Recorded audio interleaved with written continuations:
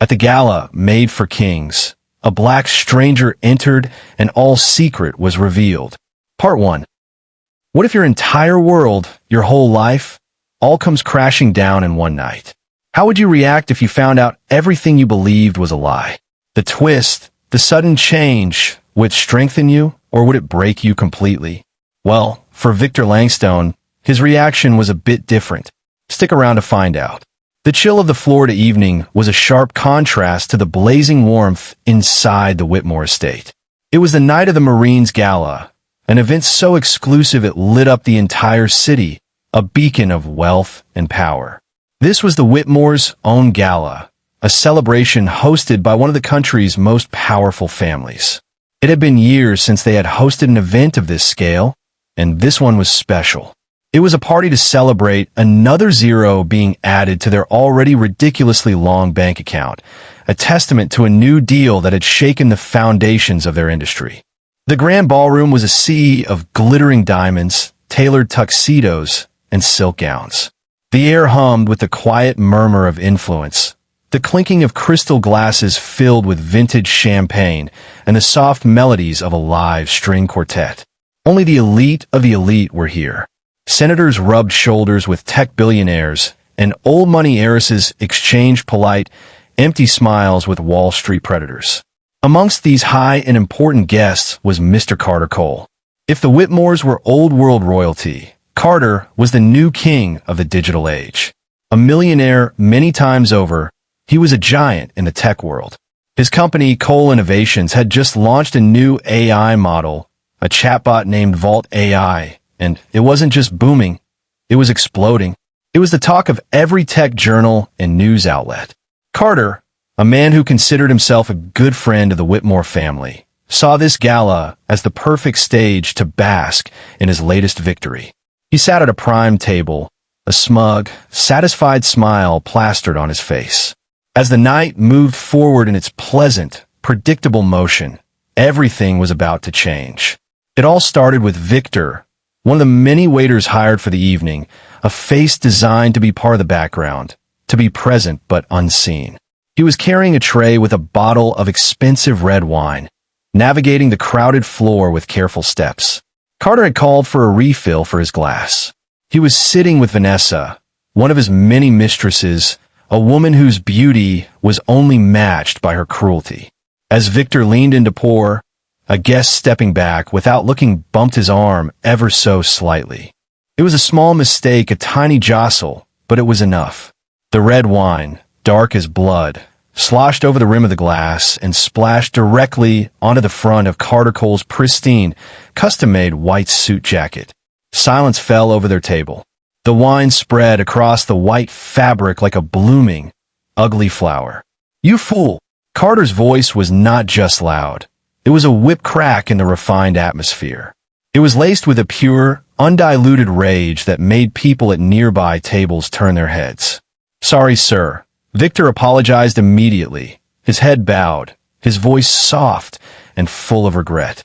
He kept his eyes on the floor, playing the part of a humble, clumsy waiter perfectly. "That's how they are, all these black folks," Vanessa added, her voice dripping with disdain. She looked Victor up and down as if he were something she had found on the bottom of her shoe. They never watch where they are going. A small crowd was starting to form around the table, their curiosity piqued by the sudden drama.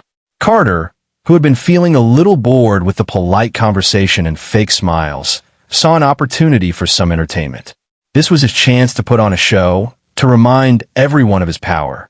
"Silly little thing," Carter sneered, gesturing at the stain. "Now you've ruined my suit. This jacket costs more than you'll make in a year. Something you clearly can't afford." "Sir, please, I'm so sorry," Victor said, his voice trembling just enough to be convincing. "I'll get some towels and club soda to handle it right away." "No," Vanessa cut in, a malicious glint in her eye.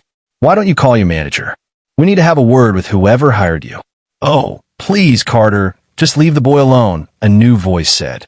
It was Caitlin Whitmore, the heiress of the host family.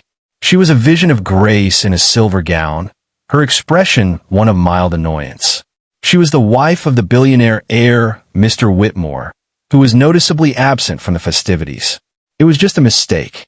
He clearly needs to work on his sight. That's all. Oh no. Kate, Carter said, waving her concern away.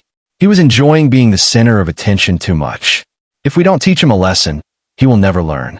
People like him need to understand consequences. Let's see what his manager says about this, Vanessa added, a cruel smile playing on her lips. She clapped her hands together sharply, a sound like a gunshot in the room, and yelled, "Manager!" Soon, a young Chinese man in a manager's uniform came running from the background, a look of panic on his face. He saw the stained suit, the angry faces of Carter and Vanessa, and the humiliated waiter. He immediately began to apologize profusely. "I want him fired from your team," Carter yelled, pointing a finger directly at Victor. "I want him out of this building now. And while you're at it," Vanessa said, her voice dropping to a low, dangerous purr, "I want to make sure he never forgets this day." She picked up a full glass of red wine from the table and gestured with it, making it clear she was about to pour it over Victor's bowed head. That was where things flipped. What happened next is something that no one in that room could have ever expected. It was a move that shattered the calm of the gala and changed the entire environment in a single, terrifying second. Just as Vanessa began to tip the glass, a sudden, synchronized movement rippled through the room. Every single waiter, the man serving champagne, the woman clearing plates, the young man by the door, stopped what they were doing. In one smooth, practiced motion, they reached inside their jackets and brought out guns. The manager, Chan, did the same. The metallic clicks of safety catches being released echoed in the now deadly, quiet ballroom. Each gun was pointed directly at Vanessa and Carter, who both froze, their actions paused in midair. If you're enjoying this story and want to see how this shocking twist unfolds, make sure you hit that subscribe button. The suspense is just getting started, and you won't want to miss a single moment of what's to come. The move shocked the entire crowd into silence. Eyes widened, mouths dropped open, and a collective gasp was sucked from the air. Everyone was left stunned and confused, their minds struggling to process the impossible scene before them. These weren't waiters, they were something else entirely. In the midst of the staggering moment, a young boy, no older than 19 and still dressed in his waiter uniform, ran towards the scene. He moved with a speed and purpose that didn't fit the chaos. He handed a thin file to Chan, the manager. Chan took it, flipped it open for a brief second, his eyes scanning the single page inside, and then handed it to Victor, who was still standing with his head slightly bowed. Victor took the file. He straightened up, and the pitiful, apologetic expression he had been wearing vanished completely, wiped away as if it were a mask. It was replaced by a cold, sharp confidence. A small, knowing smile touched the corners of his lips. "Ah, finally," he said, his voice now clear, steady, and devoid of any fear. Just as suspected, Carter Cole finally managed to find his voice, though it came out as a strangled croak. What is going on here?" Victor's smile deepened, becoming sharper, more predatory. "Oh, nothing much. We only just confirmed that you, Mr. Carter Cole, are a murderer." "What?" A loud gasp of air passed through the crowd, followed by a wave of frantic, terrified murmurs. The news spread through the ballroom like a shockwave, people whispering the unbelievable accusation to one another.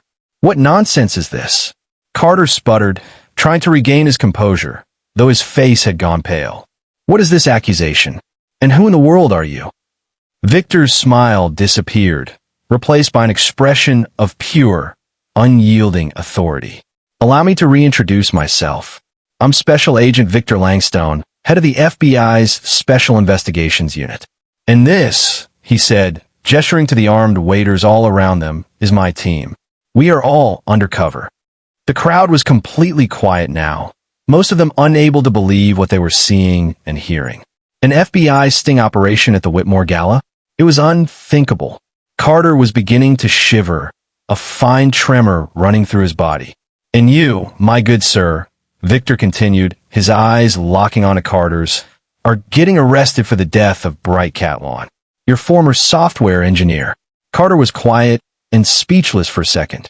The whole room watched, waiting for his reaction, for him to deny it, to laugh it off. But just as he was about to speak, Vanessa, still in shock, but ever the defender of her benefactor, butted in. "Nonsense," she hissed, her voice shrill. "How can you say that? You have no evidence, do you?" "Huh?" Victor didn't even glance at her. His focus remained entirely on Carter. "Of course we have evidence. More than enough," he said calmly. "This investigation has been ongoing for 2 months. And in those 2 months, we have uncovered many things about you, Mr. Cole. Tonight, we found the last piece of the puzzle." Victor held up the wine glass Carter had been drinking from, which another agent had discreetly bagged. A perfect DNA match from the glass you so casually drank from. The story began to pour out of Victor, each word a hammer blow against Carter's carefully constructed empire. "Clark Catlon was one of your most brilliant employees," Victor began, his voice ringing through the silent hall. "He was the one who first created the core code for the new Vault AI. He brought the idea to you, his boss, full of hope and excitement. And what did you do? You threw it away like a piece of trash. You told him it was worthless, and you even insulted him, telling him to stick to his assigned tasks." Victor took a step closer to the table, his presence commanding the entire room. "So Clark left your company. But he didn't go and sell his idea to OpenAI, your biggest competition, like you feared. He took it to a smaller, more innovative firm, Innovate Corporation. They saw the genius in his work immediately. They took it on and offered to buy the entire project from him for a very, very high amount. That was when you finally saw its value, when someone else wanted it." Carter's face was ashen. He looked like a trapped animal. "You approach him again," Victor went on, his voice relentless. "You tried to get him to come back to work for you, to bring his project with him. But he refused. So, you asked to buy the AI from him yourself? He quoted you a price, 3 times what Innovate Corp had offered him. This made you furious. You couldn't stand the thought of him, your former subordinate, having that kind of power over you. So you met him one last time. You argued. And then you killed him with a murder weapon you foolishly forgot to hide properly. You stole his AI model, his life's work. The very same AI model whose success you are celebrating here tonight." Victor paused, letting the weight of his words sink in. "We found the weapon 2 weeks ago, and the test results from the forensics lab just came in. It was your fingerprint on the gun.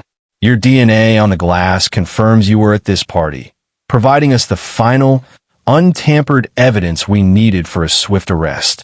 So, Mr. Carter Cole, my friend, you are under arrest." The crowd was frozen. Even Mrs. Kate Whitmore was left utterly speechless. No one could have expected such an inhumane, monstrous character from a man they had all held so high, a man they had admired and envied. Carter tried to complain, to shout, to protest his innocence, but it was too late. Chan, the man who had acted as the manager, moved with swift efficiency. He holstered his weapon and quickly placed handcuffs on Carter's wrists, the metallic click echoing the finality of it all. Just like that, the tech giant, the celebrated genius, was slowly dragged out of the gala, his protests dying in his throat as the reality of his situation crashed down upon him. Vanessa was covered in shame. She stood there alone at the table, a pariah, as she watched the man she had attached herself to be taken away like a common criminal. The other guests looked away from her, their eyes cold and judging. Her world had crumbled in an instant. Victor watched Carter go, a grim satisfaction on his face. He then turned to give the stunned crowd a small speech. "All of you," he said, his voice carrying to every corner of the vast room. "All you top elite people, looking down on others, treating people who serve you like they are less than human. I urge you to continue. It makes our job of catching the monsters hiding among you so much easier. Today, justice has been served." He turned to leave with his team, their job done. Then, a single person began to clap. It was a soft, hesitant sound. It was Kate Whitmore. Then another person joined in, and then another. As Victor took a few more steps, the hesitant applause turned into a wave, a thunderous ovation from a crowd of the most powerful people in the country, all clapping for the undercover agent who had exposed a killer in their midst. And just when it seemed like the drama had finally ended, something completely unexpected happened. As the applause began to die down, a thick, powerful voice yelled from the grand staircase overlooking the ballroom. "My son, Victor is finally home. The voice belonged to a tall, imposing man with graying temples and an aura of absolute command. It was Mr. Whitmore himself, the host of the gala, the patriarch of the family, who had been mysteriously absent all evening. He stood there, looking down not at the crowd, but directly at Victor. What happens next? What is the connection between the powerful Mr. Whitmore and the FBI agent who just crashed his party?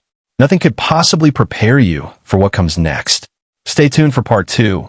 It's dropping tomorrow, and it will be a bomber. You think you know the whole story, but the biggest secret is yet to be revealed. So please hit that subscribe button and the little notification bell to get informed the moment it drops. A reminder that this is Black Nation, a community where we celebrate powerful stories and uplift creative voices. Subscribe for more interesting and thrilling stories that keep you on the edge of your seat.